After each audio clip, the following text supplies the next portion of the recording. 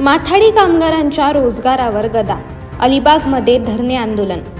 शासकीय धान्य गोदामामध्ये काम करणाऱ्या माथाडी कामगारांच्या रोजगारावर गदा येण्याची शक्यता निर्माण झाली आहे.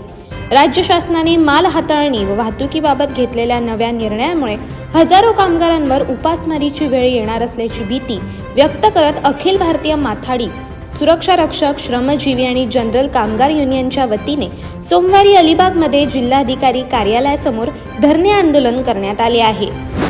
कामगार नेते अविनाश अमिष्टे, राजाराम कंक, निवृत्ती धुमाळ, नरेंद्र पाटील आदी असंख्य माथाडी कामगार या आंदोलनामध्ये सहभागी झाले होते. राज्य शासनाने स्वस्त धान्य दुकानदारांना FCIच्या बस डेपोतून थेट वाहतूक करून दुकानदारांना धान्य पुरवठा करण्याचा निर्णय घेतला आहे. वाहतूक ठेकेदार यांनाच माल हाताळणुकीचे काम देण्याबाबत या निर्णयामध्ये प्रस्तावित आहे. वाहतुकीच्या कामामध्ये माल हाताळणुकीचे काम करण्यासाठी वाहतूक ठेकेदारालाच त्यांचे कामगार लावण्याची परवानगी देण्यात आली आहे.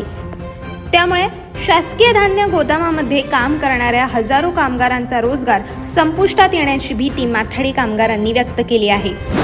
शासनाच्या या भूमिकेमुळे माथाडी कामगारांसह त्यांच्या कुटुंबावर उपासमारीची वेळ येणार असल्याचे सांगण्यात आले आहे. विविध शासकीय धान्य गोदामातील पहिला टप्पा व दुसऱ्या टप्प्यासह थेट वाहतुकीतील अन्न धान्य शिधा वाटप, दुकानांमध्ये वजन करून उचलून थप्पी लावून ठेवणे. माथाडी मंडळाच्या नोंदीत माथाडी कामगारांना सध्या मिळत असणाऱ्या वेतनाची सरासरी काढून त्याचे मासिक वेतन ठरवण्यात यावे, वेतन संरक्षित करण्यात यावे अशा अनेक मागण्यांसाठी हे धरणे आंदोलन करण्यात आले. या आंदोलनात रायगड जिल्ह्यातील 250हून अधिक कामगार सहभागी झाले आहेत.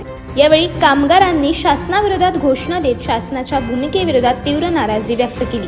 ही लढाई शेवटपर्यंत सुरू राहणार, अन्यथा उपोषणाची भूमिका घेतली जाईल असा इशारा माथाडी कामगारांनी यावेळी दिला.